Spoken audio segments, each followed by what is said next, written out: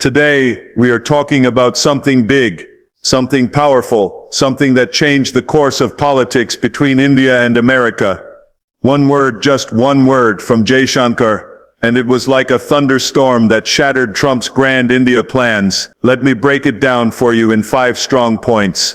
When we talk about leadership, most people imagine long speeches, complicated strategies, and endless negotiations.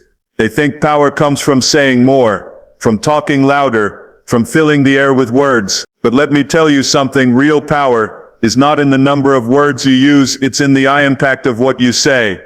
And that is exactly what Jaishankar demonstrated. Trump came with his famous deal-making style, the kind that had worked for him in the boardroom, in the television studio, and even in American politics. He thought he could play the same game with India, walk in, set the terms, push the buttons, and get the results he wanted. But India is not a contestant on a TV show. India is a civilizational giant, a rising global force, and Jaishankar was the man standing guard. So what did Jaishankar do? Did he argue for hours? Did he try to lecture Trump with data, history, or diplomatic jargon? No. He delivered something far more devastating. He gave him one word. Just one. That word was enough to send shockwaves across the room, across Washington, and across the world. Because sometimes, when you have clarity, when you have confidence, you don't need many words. You need only the right one. And that's exactly what he had. Think of it like this. In bodybuilding, it's not about how many hours you spend in the gym, it's about the intensity you bring to every single rep. One perfect rep, one heavy lift can transform your body more than 100 sloppy repetitions. The same is true in politics, in leadership, in life. Jaishankar's one word was that perfect rep, that heavy lift. It wasn't empty sound, it was pure impact. Trump wasn't used to that. He was used to dominating conversations, controlling the tempo, overwhelming the other side with his personality. But here he met someone who didn't play by those rules. Jaishankar's style is disciplined, sharp and focused, like a blade that cuts clean without wasting motion. And when he spoke that word, it was like a door slamming shut. Suddenly Trump's momentum was gone. His plan, his pitch, his strategy, it collapsed in front of everyone, not because of a long debate, but because of a single strike. That's what makes this moment legendary. The world realized that India's voice doesn't need to be loud to be powerful. It doesn't need drama to command respect. India can hold its ground with calm, with composure, with one decisive word. And that lesson travels far beyond that one meeting. It's a message to every global power, every leader who thinks they can walk into New Delhi and dictate terms. No, not anymore. India will answer in its own way, and that answer will carry the weight of 1 billion people and thousands of years of history. Imagine the discipline it takes to say less when the world expects you to say more. Imagine the strength it takes to resist the urge to fight noise with more noise. That's leadership. That's mastery. And that's what Jaishankar showed in that moment. He didn't just defend India's position, he elevated it. He showed that true authority is not about how many words you speak, but about how much those words matter. So when we talk about the power of one word, we are not exaggerating. That word shattered illusions. It shattered Trump's assumptions.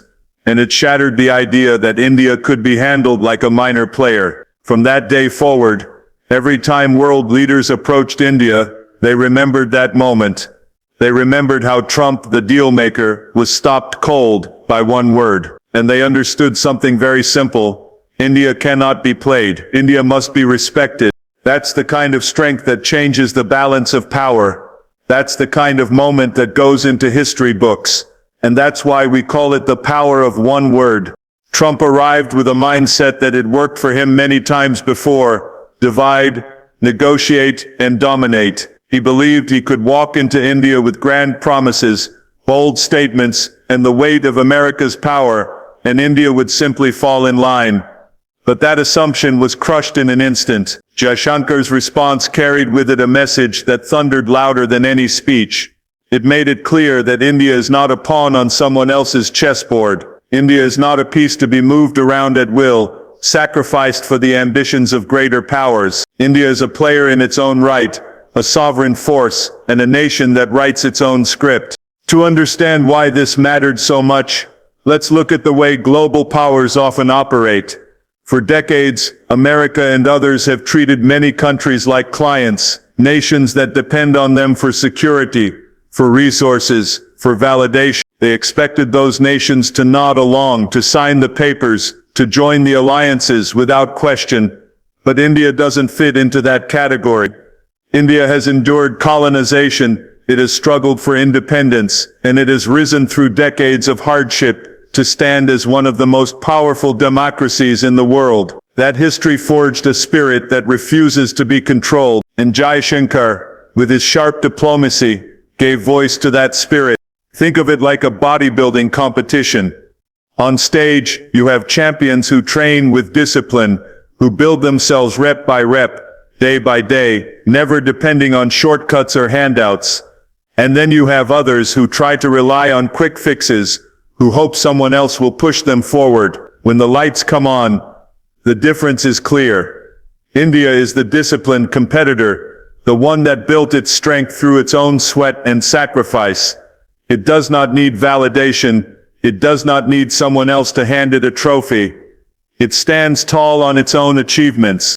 Trump's plan underestimated that. He thought he could lure India into alignment, into dependency, by offering deals and pressure. But Jaishankar's stance flipped the script. By refusing to play the role of a pawn, India was sending a message, not just to America but to the whole world. We will cooperate, but we will not be commanded. We will partner, but never as the weaker side. We are independent, and our decisions are our own. This is a lesson in strength that every leader, every person must learn. In life, people will try to use you as a pawn. They will try to control your actions, to bend you toward their goals. But if you want to be great, you must know when to step back and declare, I am not a pawn, I am a player. That is the difference between being forgotten and being remembered. That is the difference between living in someone else's shadow and building your own destiny. What Jaishankar did was not loud, but it was revolutionary.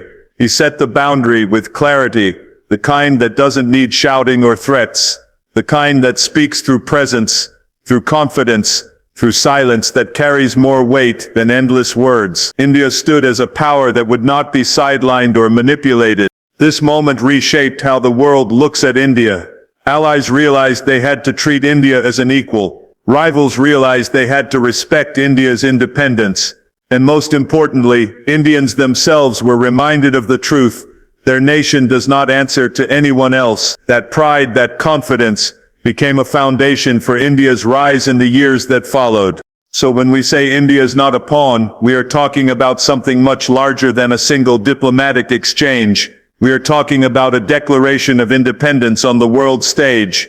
We are talking about the unshockable will of a nation that has chosen to be a leader, not a follower. And just like in the gym where you cannot borrow someone else's strength, India has built its own. That is why no matter how powerful the other player may be, India cannot and will not be moved like a piece on their board. That is the fire, the spirit, the truth, that one moment made undeniable. India is not a pawn. India is a player. India is here to win. Respect is one of those things people often misunderstand. Some think respect comes automatically with power, with money, or with position.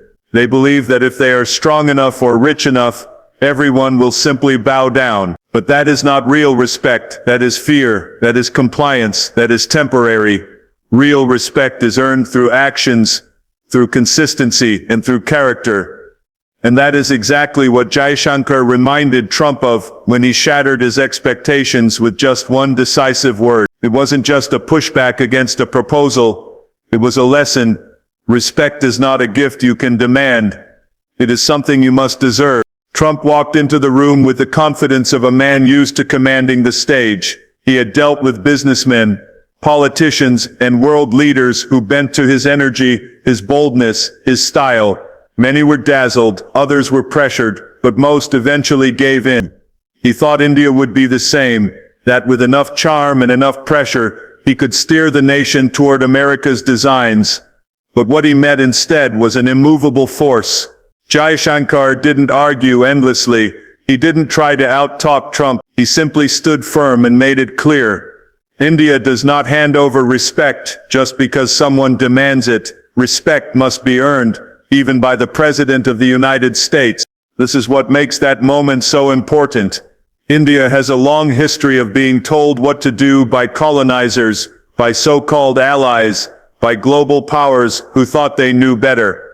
For centuries, others dictated the terms while India carried the weight. But that era is over. Jaishankar's response symbolized that change. It said, "You cannot walk in here and expect us to bend. You cannot expect respect just because of your title. If you want India's trust, you must work for it. You must show it. You must prove it." Think about it in terms of bodybuilding and sports. Imagine a newcomer who walks into the gym and demands that everyone call him a champion. He says, "Look at my potential. Look at my confidence. Give me respect." But the truth is, respect in the gym is not handed out. It is earned by years of sweat, by showing up every day, by pushing through the pain, by lifting what others thought was impossible. Only then do people look at you with admiration.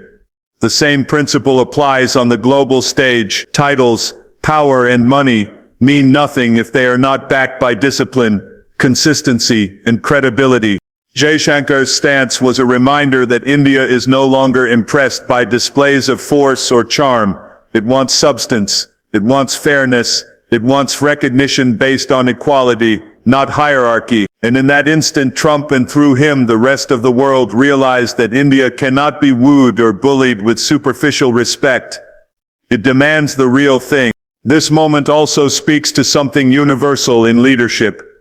True leaders do not beg for respect. They don't ask for it. They don't demand it, and they don't buy it.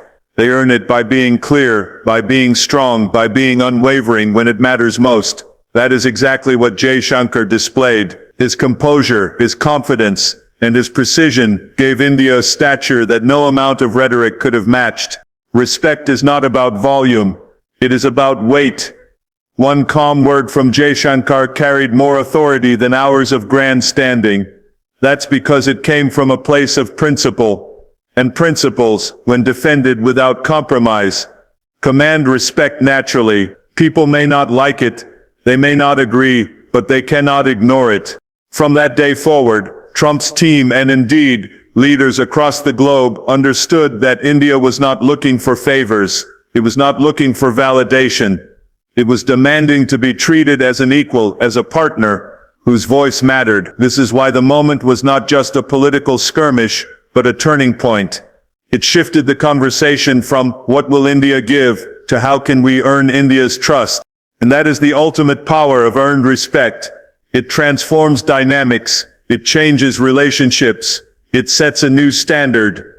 Just as in life, once you earn true respect, people can no longer dismiss you, ignore you, or treat you as less. They must acknowledge you. They must deal with you on your terms.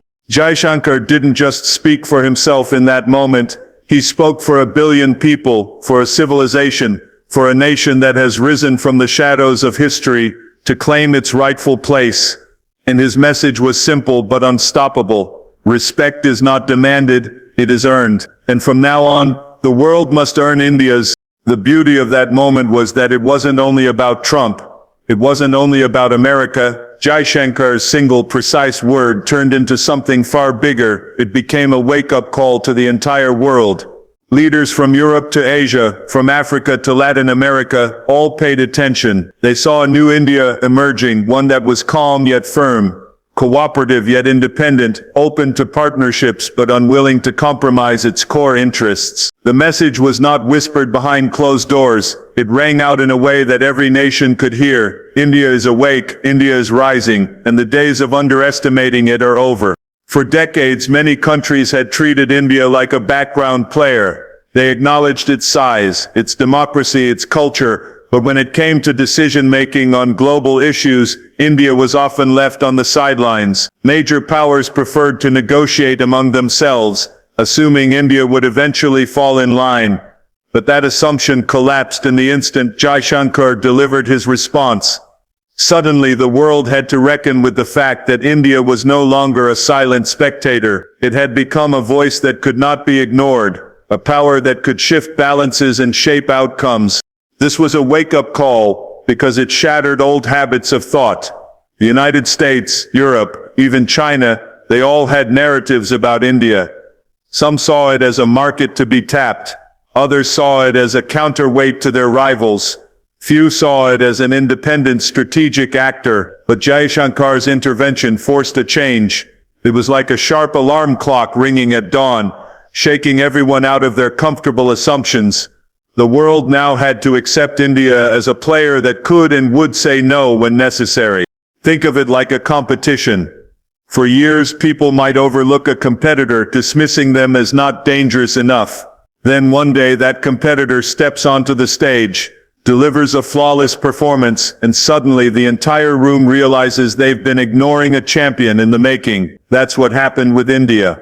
One moment of clarity revealed a strength that had always been there, but had never been fully acknowledged. And once it was visible, no one could unsee it.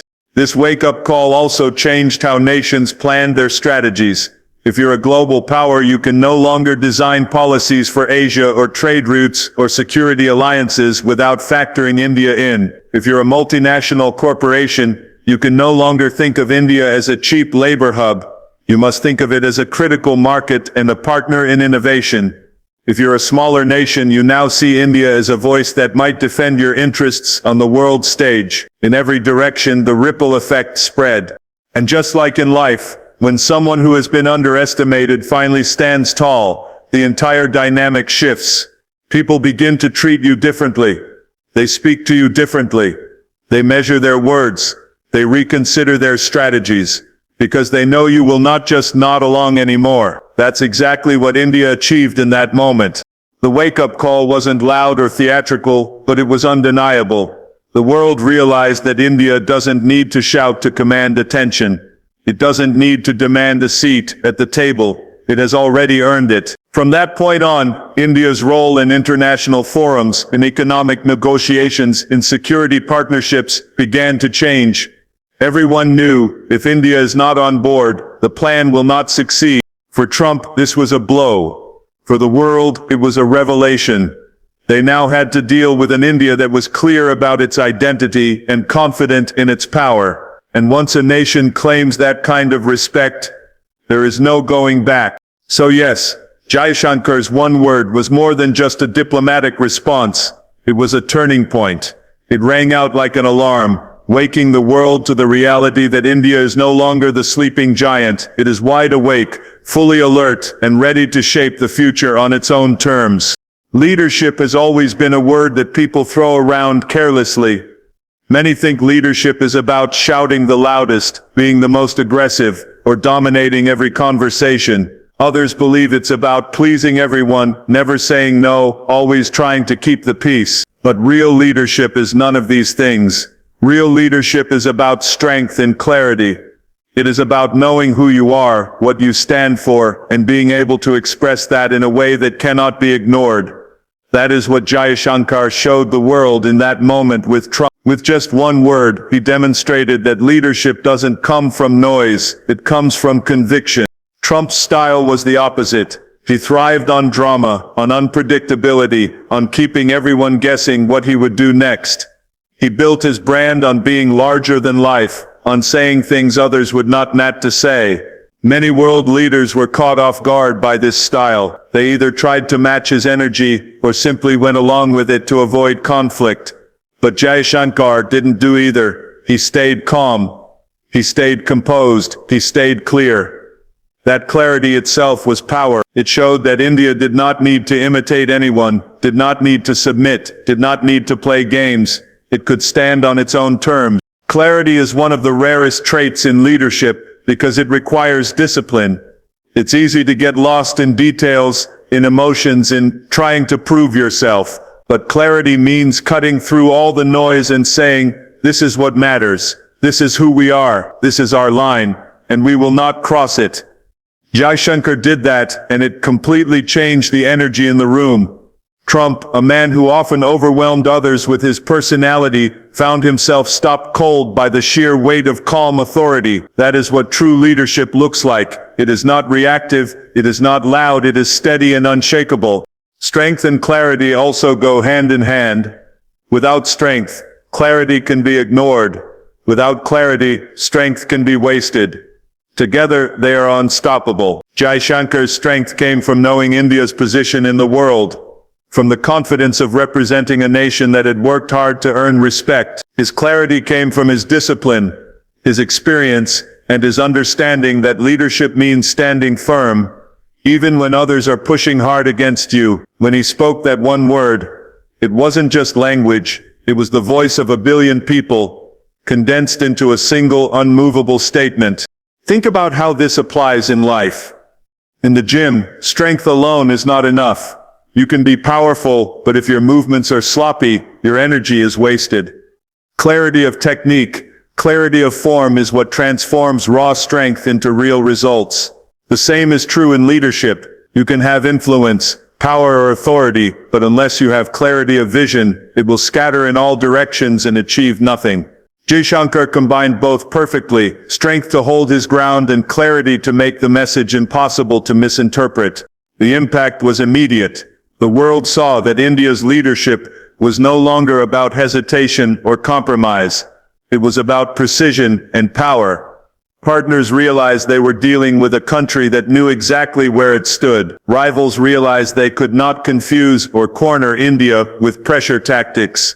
And ordinary citizens saw in Jaishankar an image of leadership they could be proud of, a leader who didn't need to shout, who didn't need to bend, who simply stood strong with clarity. This is why that moment became so symbolic. It wasn't just about diplomacy, it was about redefining what leadership means in the modern world. It showed that you don't need theatrics to lead. You don't need endless words or empty promises. You need strength, you need clarity, and you need the courage to stand by both when the pressure is at its highest. Jaishankar's one word proved that leadership isn't about who talks the most, it's about who speaks with the most conviction. And when strength and clarity come together, even the most ambitious plans of others can collapse in an instant. That is the kind of leadership that doesn't just survive moments of pressure, it shapes history.